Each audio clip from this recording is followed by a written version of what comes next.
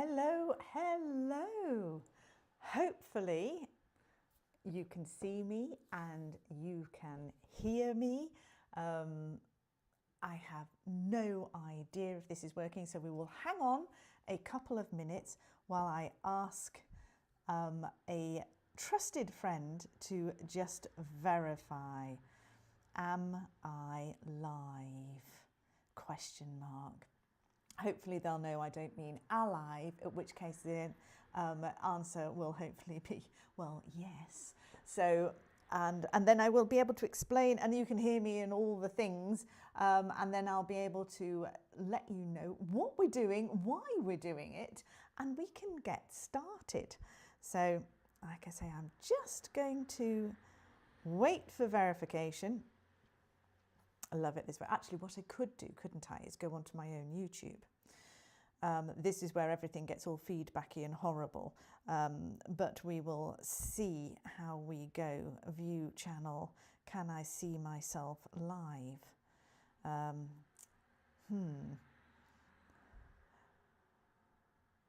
Let's see. Yes, I am. Perfect. So you've all had about a minute of me going, I think you're live. Hello. Oh my goodness. I am live and I've now got the chat organised. Oh my goodness. Thank you. And hi from North Yorkshire. And hi, Holly says it's working. Andrew says I can hear you. Oh, thanks guys. It's, you know when you have one of those days and you're like, I might be talking into a void here. I've no idea what's going on. And actually what's happened is you've just not enabled the thing that means that you can see what you're doing, which, let's face it, would have been useful. I know. So what am I doing and why am I doing it? This is a live sketch along because I love sketching, and sketching is my thing. It's what I really love doing, and I love sharing things. So rather than do a art hack every week, which is what I've been doing for ages and ages and ages, 73 I think I've done of them. I know, crazy. I thought what I would do is actually come on and show you how I sketch and what I do, and we can do it in real time, and you can either sketch along with me using the, you're gonna laugh because it's always either an apple or an onion. But the thing is, with objects like this, I've now got to put it back so it looks like the photo, hang on, is that choosing a simple object is really good for observation and understanding values and all those wonderful things. And I'm not for one for making things difficult, because why? Why would you do that to yourself? Don't do that to yourself. Make life easy. So I'm going to sketch the onion. I'm also doing the Strada easel sketch every day during January challenge because it's more fun than dry January, isn't it? And I have no willpower for dry January, so I'm doing a sketch along instead. So what I am using is one of my favourite things for sketching. It's willow charcoal. I have a little tub full of charcoal bits, and that's exactly what they are, just bits. I will also be using, she says, reaching over because I didn't get this ready in time, a charcoal pencil. This is a General's soft 4B charcoal pencil. I love compressed charcoal pencils. They are really good for a bit of detail. The normal willow charcoal is brilliant for nice big masses of shape, which is what I really love too. So I'll be using those. I will be using, oh gosh, I've even got charcoal stuck to my putty rubber. Shows how much I use it, isn't it? Putty rubber. This was originally light grey. It is now charcoal covered, but it still works. And putty rubbers are brilliant because you can squidge them into shapes, so you can make a nice detailed shape and really pull out some highlights. They make great stress tools because when I'm sort of working and thinking of things, I do tend to have one of these handy and I'm making it into little shapes, but it's actually really good for erasing. I have blending tools. I have a multitude of blending tools. The blending tool I love the best and I use the most. These are great for fur, by the way. Paper towel, just brilliant. It's so good because you can wrap it around your finger and basically I do use my fingers a lot, but fingers have grease on them. So when you're blending with your finger on charcoal on paper, the grease will get into the charcoal and it makes it slightly different. Whereas if you're using a paper towel, there's none of that grease involved and you're just moving the charcoal around, working it into the grain of the paper. Your paper matters. So using something, you can use like Bristol paper, which is super, super smooth with charcoal, get some fabulous results. Every paper has a different way of behaving, I guess. So what I'm using today is, and simply because I happen to have it next to me, there is no other reason, is some Strathmore mixed media paper. I like this because it's a smooth surface, but it does have a little bit of grain to it. So you get there's something there for the charcoal to grip onto, but it is quite a smooth paper. So I quite like that. There was a special offer. I got about 3 pads of it last time it was on special offer and I'm still working my way through them, which is awesome sauce. So you can either sketch my onion with me, or you can choose an object that you have to hand. And I always recommend just drawing anything. Really doesn't matter. Sketching is all about playing and experimenting and observation. And you'll see me draw my water jug. Gosh, that's filthy. My water jug. That is paint water, not drinking water. My water spray. What else have I got handy? A tape measure, don't ask. All the things. So it really doesn't matter. In fact, just picking an object is actually really good because it forces you then just to try with what's in front of you. So shall we get cracking? Because you'll listen to me ramble all day. I do talk a bit. So what I'm going to do is I'm going to show you my onion in situ. Photograph taken earlier. Oh, actually, let me reposition my onion so that it is actually looking like the photo. Otherwise, I'll be drawing it, you'll be drawing it, we're all drawing different things. It happens regularly. And then I will turn on my cam link. Poop. I will turn on my little circle camera. Ooh. That way, I talk with my hands and I like to be able to describe things. So we're going to start. Hopefully, you will be able to see, yeah, the light is all right there, isn't it? I'm just looking to see where the camera is going and it isn't on autofocus, is it? Otherwise we end up with lots of interesting focal details. No, it isn't. Perfect. Right. So how do you begin? The blank page. This is the worst bit, isn't it? I always start with shapes.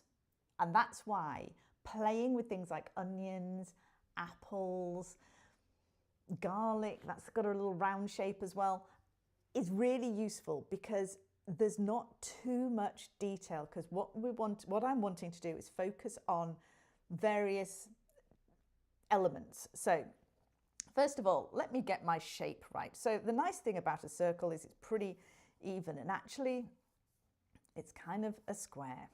And I know I've just said it's a circle and now I'm saying it's a square, but it is the touch points we've got. It's the angle of the onion that I've got is kind of like that. So I'm going to draw a midline so I know roughly where it's on its edge, but we've got the top and the bottom.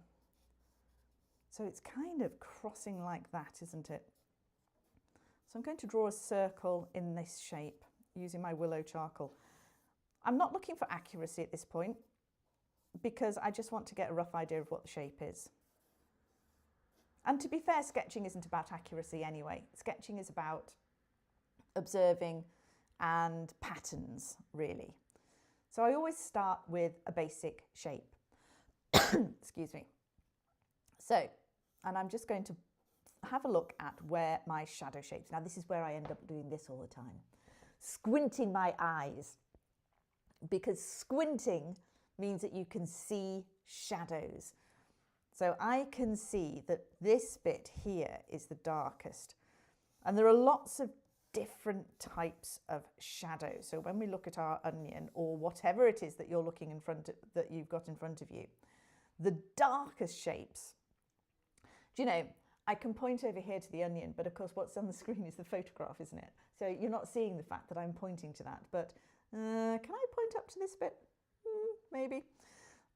Here is the cast shadow. So where there is no light at all, that is your darkest, darkest bit, and that's not on the onion. So as you can see, I've got a dark bit here on my onion, but I don't want that to be the darkest part of my sketch. So I'm going to take my trusty kitchen towel and I'm just going to blend some of this dark shape that I've put on.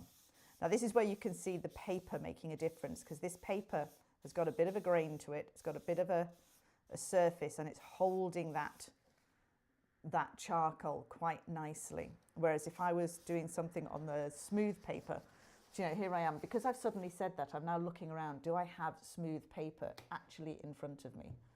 That would be awesome, wouldn't it, if I did? Oh, I do. Oh, I have a whole heap of random paper, just so that I can show you. So this is a Bristol paper. So let's get, excuse me, pink face on there. We're not drawing a face right now. But this is a Bristol paper. So let me just put it here and put the charcoal, just so you can see the difference, just out of interest. So if I was to do the same here and put some charcoal on, and then use my blender, my kitchen towel, and blend it. In fact, it's over, oops.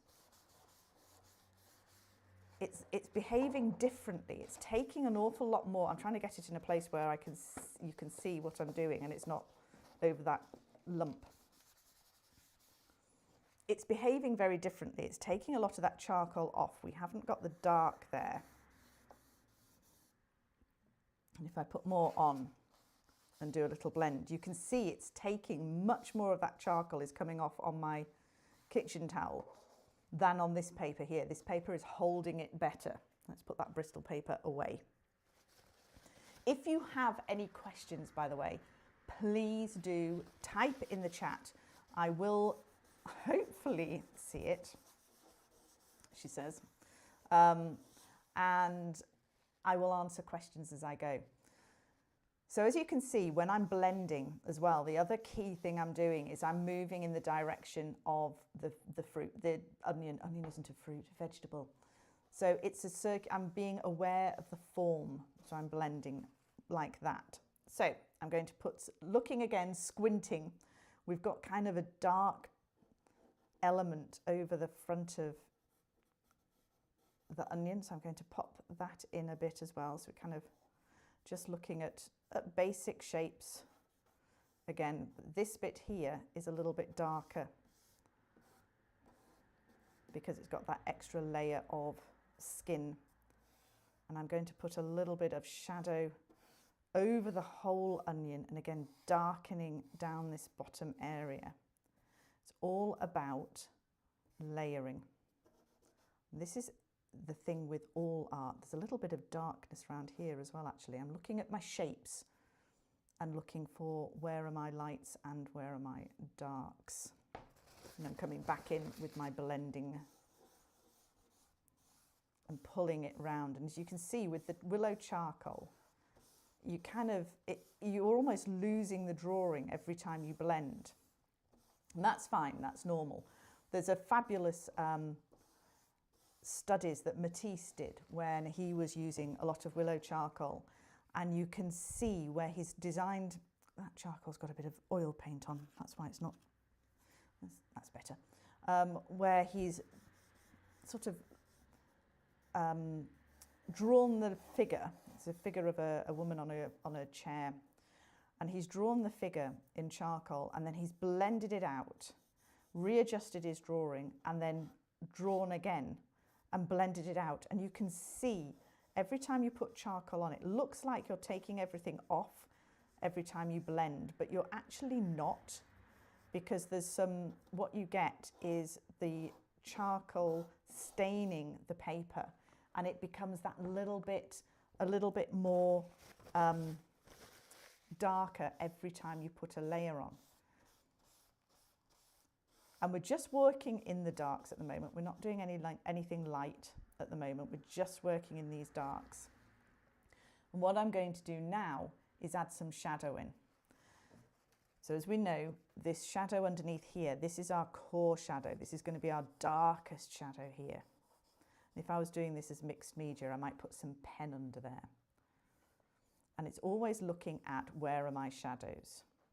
When I'm painting, I will often tint the whole surface. And sometimes when I'm drawing with charcoal, if I've got a white background, I will often tint the whole paper so that it's not white and pull out some details. And this time I'm not doing that. I'm doing the white paper.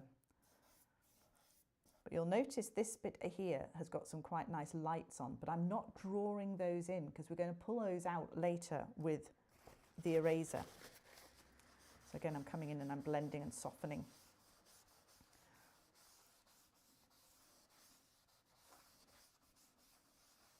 And you're kind of losing the edge. This is a really nice kind of push and pull element. And I'm going to put the dark under here again, and this bit again, we want this really dark. This is going to be the super dark bit. Again, if you have questions, do pop them in the chat. See, I've done it with my finger, and with my finger it takes off more charcoal because there's grease attached. And it kind of looks a soft, mushy mess at the moment. Again, that's fine. Everything comes clear later. We're looking at our values and we're just looking at darks. Not looking at anything else, just darks.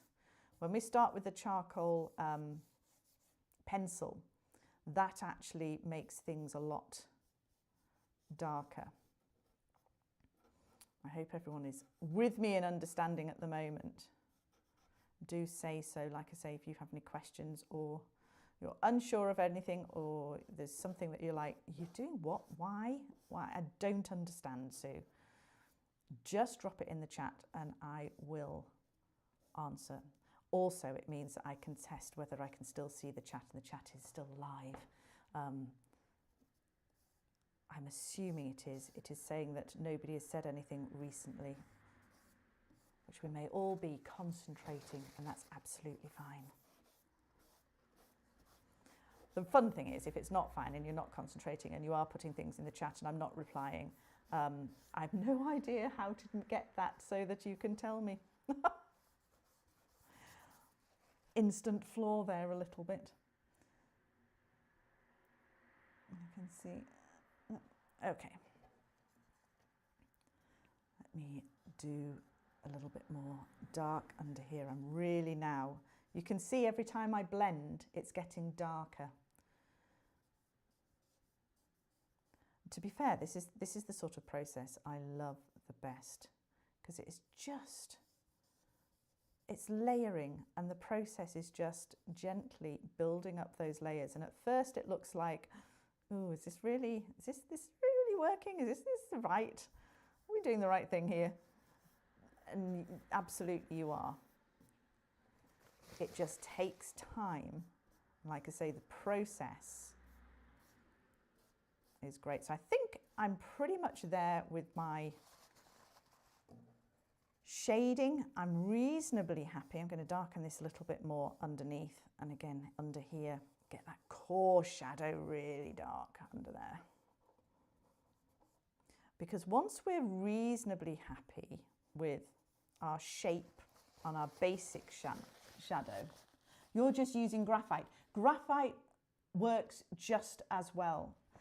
Especially if you have a soft graphite. So I will often do things in a soft graphite. I'm just looking to see if I have an example. Again, I have all of the things all over the place. Yeah, this was another onion. Here you go. So this was using a soft pencil and blending with a really soft pencil. So you can absolutely do the same in soft pencil and it works just as well. Pastels as well work well. The only I think the difference and the reason why I like charcoal especially is because I'm lazy, basically. I like doing things easy, which I think everybody does, let's face it. But for me, I like charcoal because it's easy to smush around. and it's quicker. You can, and because of the way the charcoal sticks are, you can cover a lot of distance quite quickly, which is great if you're short on time. However, downside is it's ridiculously messy, and if you don't fix it, it kind of goes, it's so easy to just make a real mess of your sketchbook, whereas pencil doesn't do that. I don't tend to demo very much in pencil, only because it's shiny, and when you're on film, you can't see it as much. It's a lot harder to see on camera. Okay, so I now have, I think, a rough idea of my shadow shapes. So this is where it gets really fun, because actually, no, what I'm going to do is I'm going to put some, because there's some real light bits here, I'm going to put a basic shadow across this part of the drawing, just very lightly, because I don't want this paper completely white, thinking about it. I was going to have it completely white. It's going to be white here because we've got this shadow that kind of comes round a bit this way. But the light is hitting here. But what I want is to be able to have some highlights on this edge of my onion. And to do that, it's easier to have a tinted background. And this is why a lot of the times when I'm out sketching, I will tint pages of my sketchbook with acrylic ink and then sketch over the top, because it helps give you a base that if you want to do something really light, you can go in with an eraser and really pull out some nice bright highlights. I'm going to make that a little bit darker. Actually, I've gone slightly too dark there. Never mind. Good thing about charcoal is you can pull it right back. So the highlights look a lot brighter if you've got a darker background than if you're trying to do a light highlight on a white, and it's really difficult to see.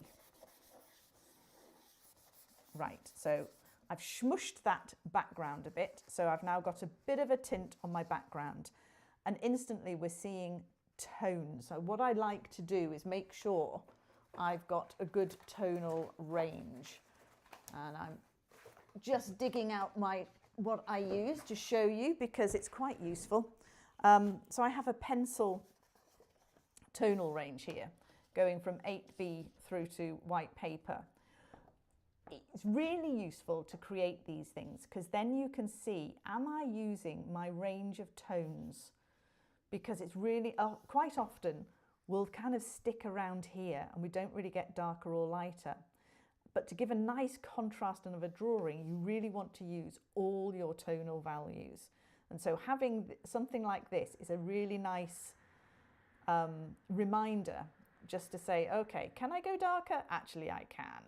So using those is really fun. Okay, back to the onion. So I've got some nice detail around here and up here that I'm going to pull out with my eraser, and also around this bit. So what we're doing now is, instead of drawing with a white pen or anything like that, we are drawing with our eraser. And this is what I think is magical. I love this because you can get some lovely little shapes that really start to bring everything alive. And again, I'm using the marks as I see them on the onion. So on the onion, the marks are kind of, they're going in the direction of the skin. And so I want to make sure I've got that. There's some really nice, these are the really brightest bits, so we might add a little bit of, potentially a little bit of white in there as well, or darken around the edge. So around here we've got this little bit here, and we've got these lovely little bits coming off the edge of that, they're like little hairs, aren't they? Roots of the onion. And I'm just literally dabbing my eraser on at this point. Now that comes round, but it's using your finger, not good. And yet I do it all the time. Just iterate that a little bit using my... So now we can see those lights coming in. And that, I think, is really lovely. This is a bit pale around this way as well. I don't know, for those of you who are in the UK, I hope you're okay storm-wise. There seems to be a dreadful storm happening over there. We've got wind here, but that's about it. I've just been off the phone to my little boy, who was saying it's very, very stormy over there. Right, so now I'm looking at this, and there's some shadows, sort of lighter shapes in the shadows. So I'm just going to carve that in a bit with my eraser, and then I'm going to go over and blend a bit of that so that it softens it and darkens it a bit.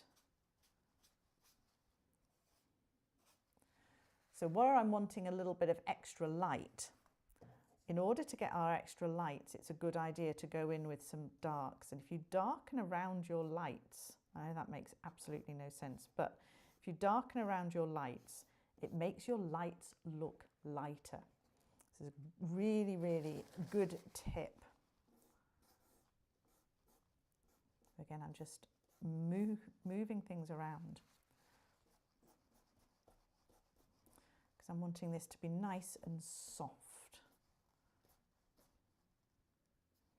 Again, we've got this really dark shape down here. We've got a little bit of light in there. And we can see it's starting now to look a bit like an onion.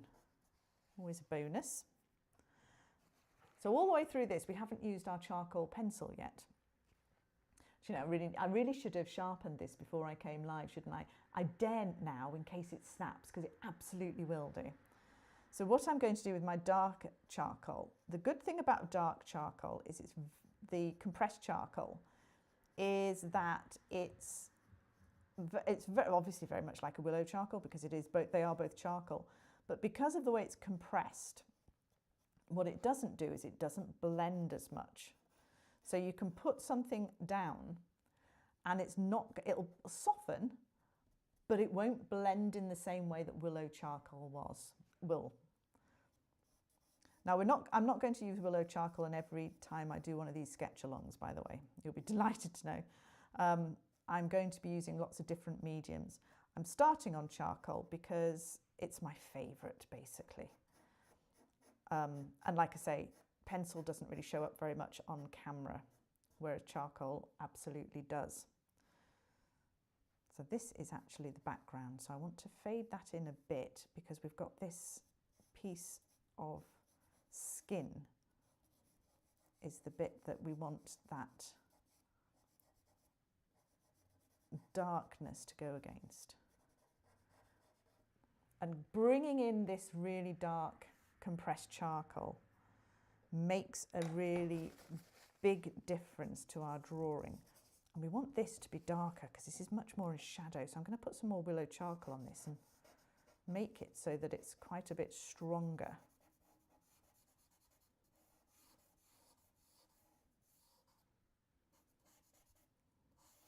So the good thing about being an artist is, of course, there's a thing called artistic license. And this means that we can look at something and go, well, yeah, that's how it is. And I want to make a realistic interpretation. But at the same time, I think it would look cooler if we maybe change the colour, or maybe we change the dynamics of things.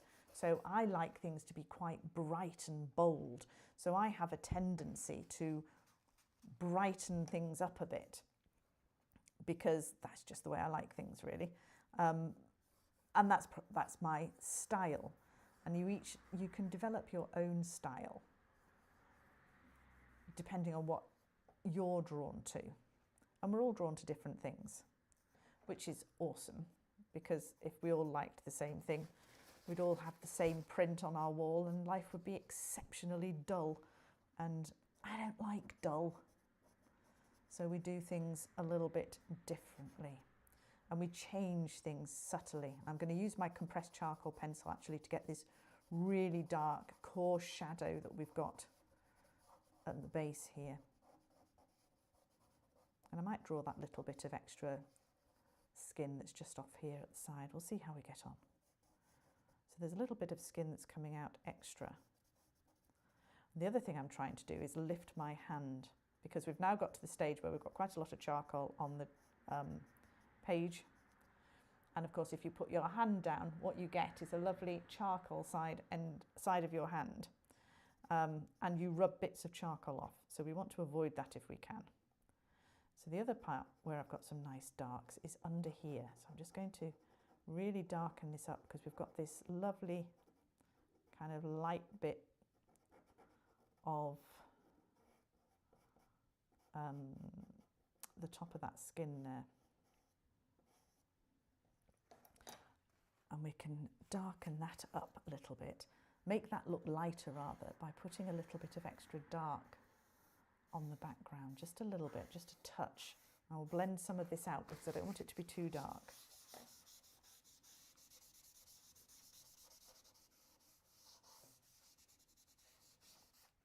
And we kind of lose the edge. You'll probably hear a lot of artists talk about lost edges. Lost edges are where your object, you've got a really soft edge to your object and it kind of blends into the background somewhat, which kind of happens here a little bit. We're not seeing an obvious, the tonal values of the background and the onion are very similar, and we kind of have this soft, almost vanishing point. Here, it's a lot lighter, so we're going to lighten that up a bit shortly. What I am going to do is start putting in some of these lines on the skin. Blend it softly so it's not obvious, but just get a little bit of that in there so that we can have this extra, let's just put that little bit of extra blend in there, and then I'll come in and lighten that up again. So now I'm going to come back in with my eraser. I'm going to make it into a little bit of a point. Again, any questions, let me know. I will happily, as you all know, prattle on in my own sweet way. Right, and I'm going to reiterate some of these highlights because they've kind of vanished. And I might get the mono eraser out.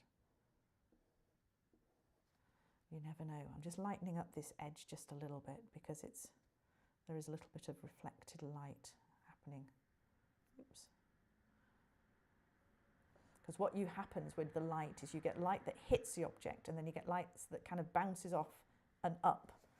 And that gives us our sort of lights in the shadows. So what we've got here is we've got the light of the base is underneath, and this is quite bright. So we want to see where is the light hitting and how is it hitting. Because if the light is hitting from here, you're going to get shadow under here, which is what we've got. But of course, you're not going to get shadow in front. I mean, what we've got here is we've got a bit of a dual shadow because we've got a bit of shadow coming up this way as well. But basically, you've got a lot of light hitting over here. And I think what I've got here is I've got this a little bit astray. So I'm just going to get that shadow a little bit darker there. Then I can go in with my eraser and pull out these little roots again. And a little bit of this.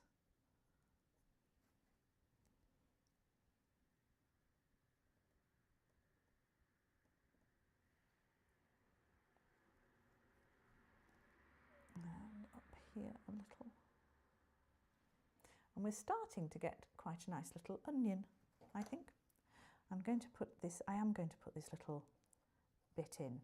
This is a fiddly bit again, but we want to squint and we're looking at shapes. So what shape is it? It's almost like how do you describe that shape? Trapezium? Shapes were never my thing at school. Wasn't very into, I liked maths, love maths, but shapes were a bit, And words, basically words, rubbish at words, always forgetting words, still forget words. Nowadays I can blame it on the menopause, which is marvellous. And we've just basically got a bit of an outline, and then there's a bit of a shadow. I'm just going to put in with my charcoal pen, my willow charcoal, just a little bit of shadow, and then I'm just going to blend, because we did the outline in the charcoal pencil, that then we've got the outline stays reasonably the same, and then again we can pull out some little highlights along this edge as well.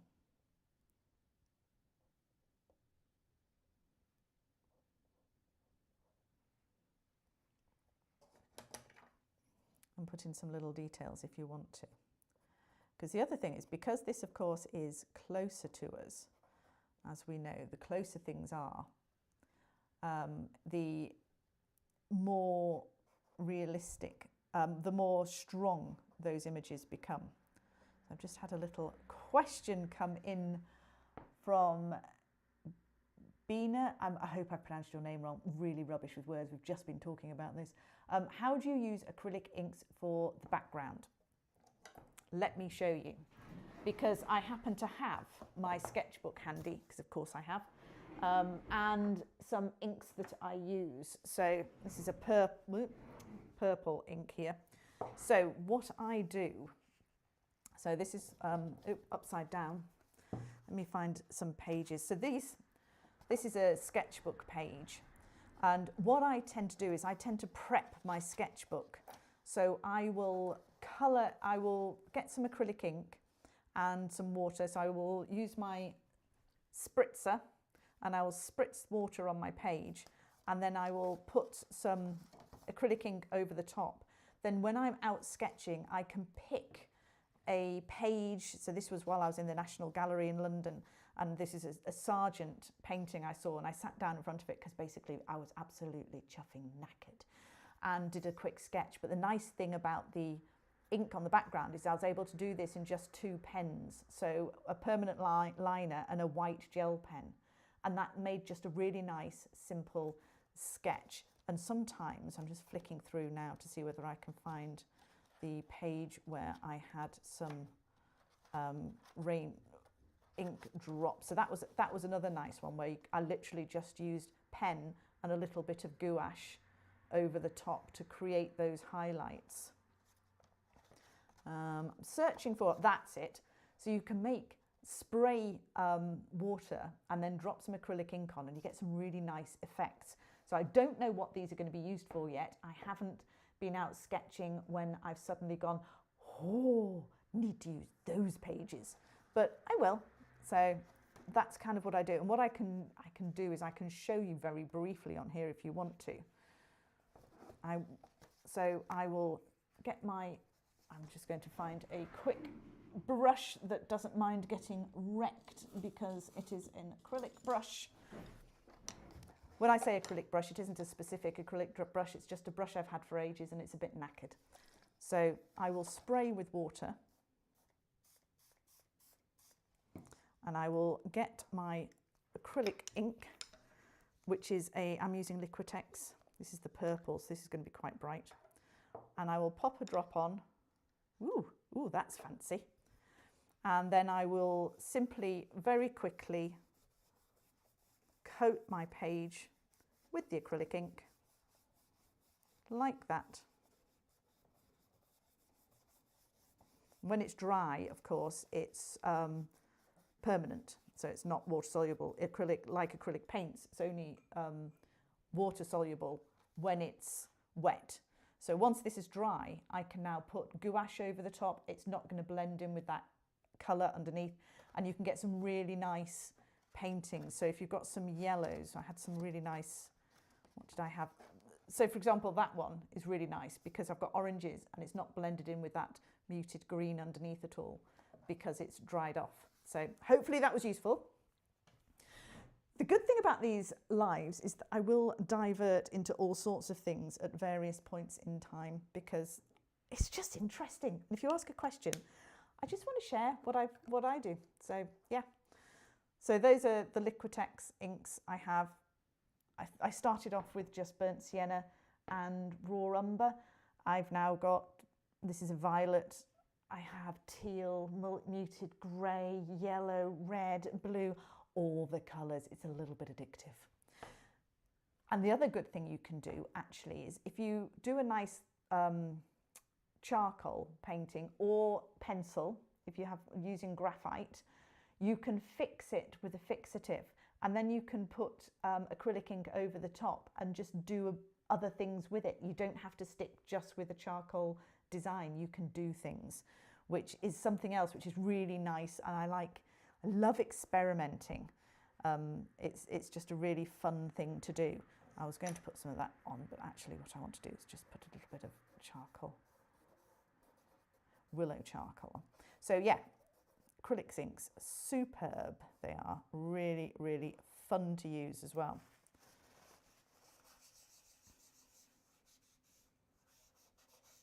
And I like using them when I'm out urban sketching because, like I say, you can prep your sketchbook beforehand and it's just there, which is awesome sauce. Again, making things easy. We all like to make things easy. So I'm just going to put a little bit highlight on this little piece of onion skin that I put on the bottom there. I might put a little bit more. Normally I don't outline things because I find it better to do things by shadows and that seems to work. However, you know, Cézanne did a lot of outlining on his paintings and they're superb. The effects are brilliant. So it's what you like. Do what you like and what makes you happy. And that's the key to everything really, isn't it? As long as it's not hurting anybody else, which art tends not to. Please don't put anybody in formaldehyde. That would hurt them. Don't do that. So, yeah, art is the most wonderful thing in the world. I'm just going to continue doing with a little bit of shadow. I'm going to continue darkening this shadow. I'm going to bring this light down a bit because we've got this particular bit of skin is slightly lower. So I'm just going to, ooh, that's very light. I can knock that back a bit there because that's actually coming out a bit. So it gives it a nice little layering. Some moving things around and putting things overlapping is also really nice. I've just suddenly realised that this drawing isn't quite right because this actually goes back further and around here. So I'm just going to change it slightly and come in and do a bit of blending. Oop.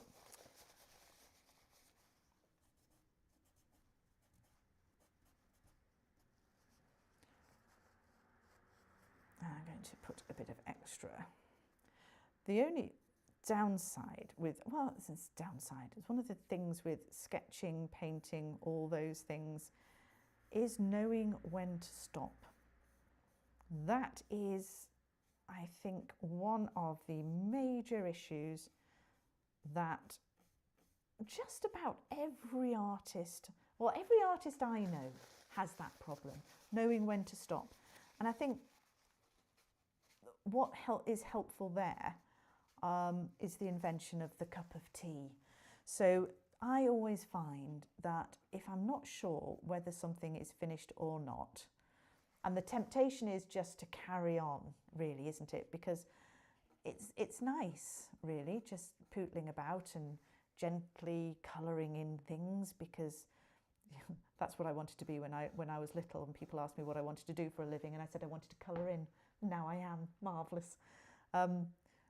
But you kind of just want to carry on, and it's kind of okay. But at some point, like I'm getting to it at this point soon in this onion, where I'm kind of keeping on adding in little bits of detail, and I'm thinking, this is a sketch. This is not a full painting. This is just me wanting to play with some mediums, show people what I do and how I do it, and how I just layer and look for shapes and squint a lot. Regularly notice that I've got some sort of drawing wrong, in which case if you look at something and the drawing feels off, just change it. It's fine. But yes, and so so knowing when to stop can be quite an issue. So what I tend to do when I start getting the feeling of, I quite like this at the moment, which is usually a sign that that something is going okay, and therefore I'm about to probably ruin it, if I'm being totally honest, is I will get up and I will go and make a cup of tea.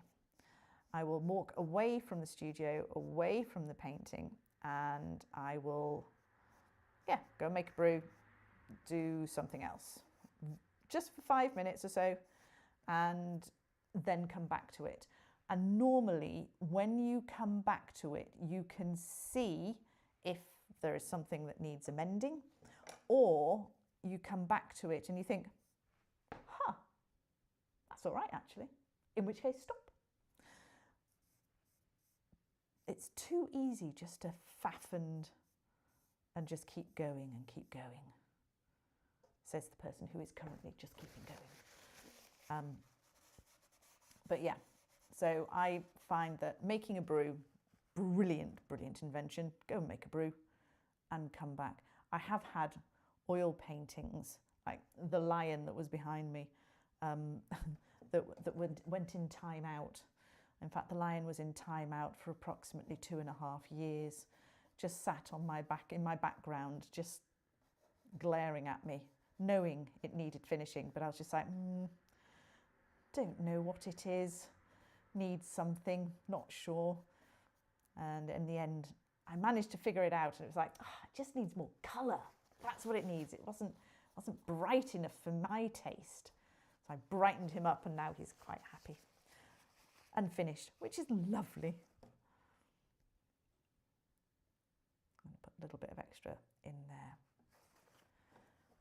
And a bit more shadow, I think, on the dark. So I'm now just moving around, and I am pootling.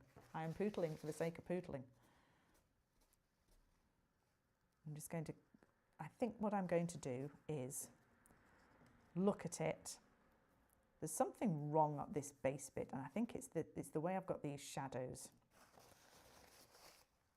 That is too strong. That needs to be knocked back a bit. And the strong shadow needs to be come down here and then across here like that. That makes it more sense. And then that bit needs pulling down a little bit too.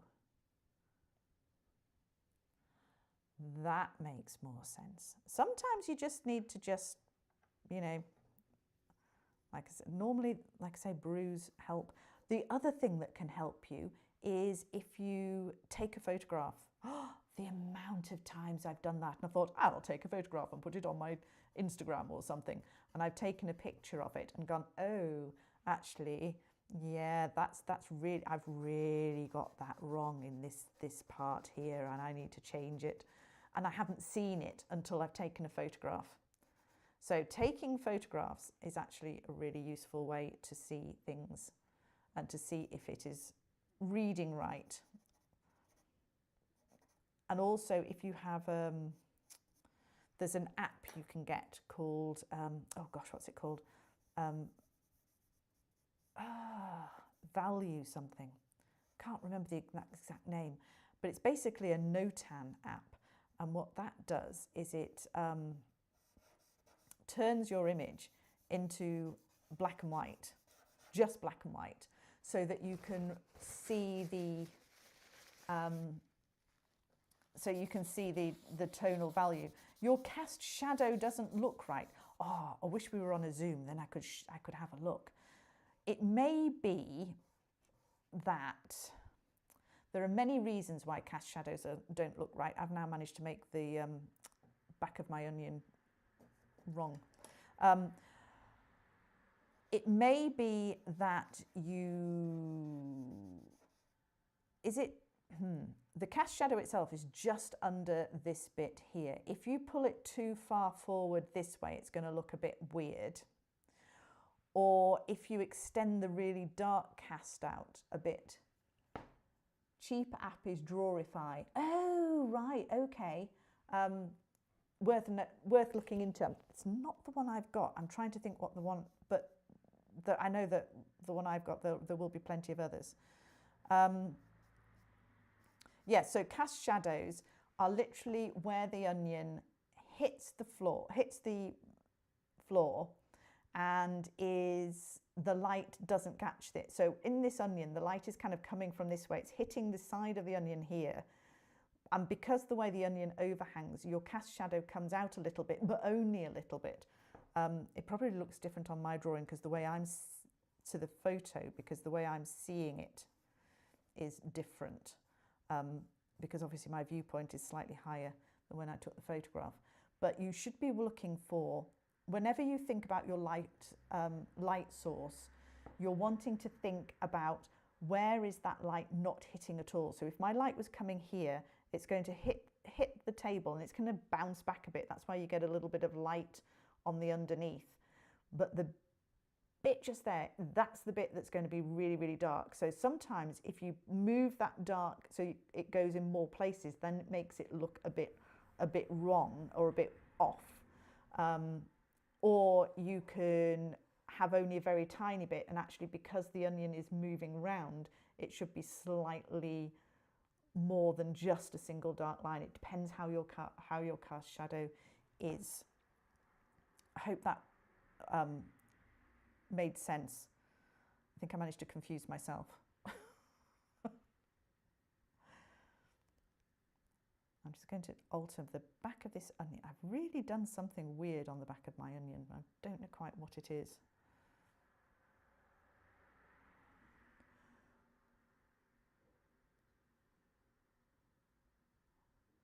Okay.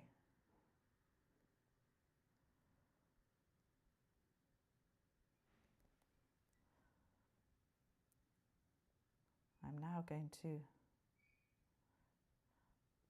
just add some extra bits, and I'm going to very quickly go onto my telephone, if I can find my telephone, and look at what it is. Value study. That's what I've got on the thing. Value study. That's, I think you do have to pay. I think it's £4, but for life, I think, and that seems to work. So yeah, there's that one.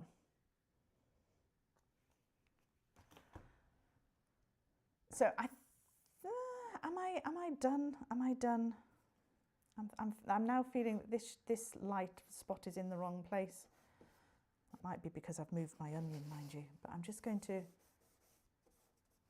change it ever so slightly, and I'm going to put in some extra highlights that go sort of in the stripe bit of my onion.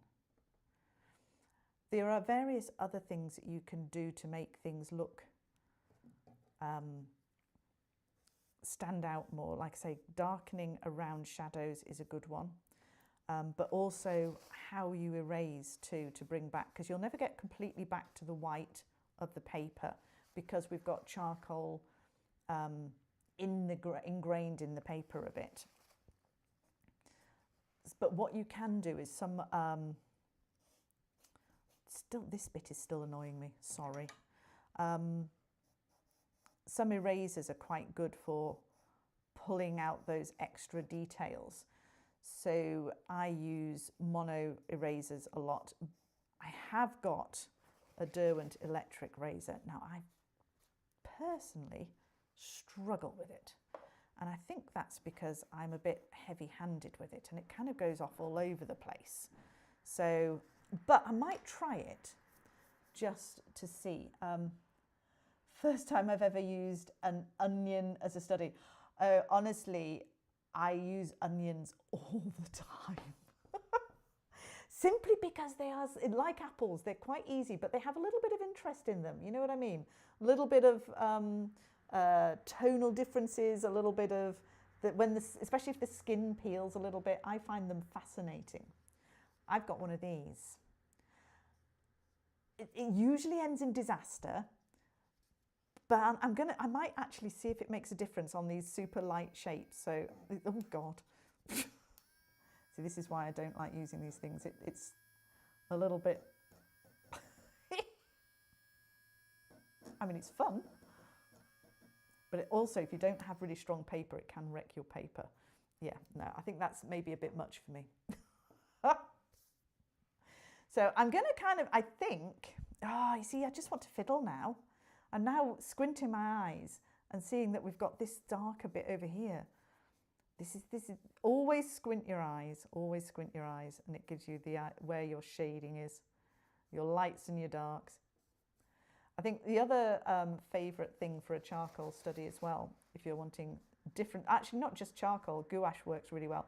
Apples, love apples, especially if you have something underneath, like an acrylic ink underneath it, because you can use,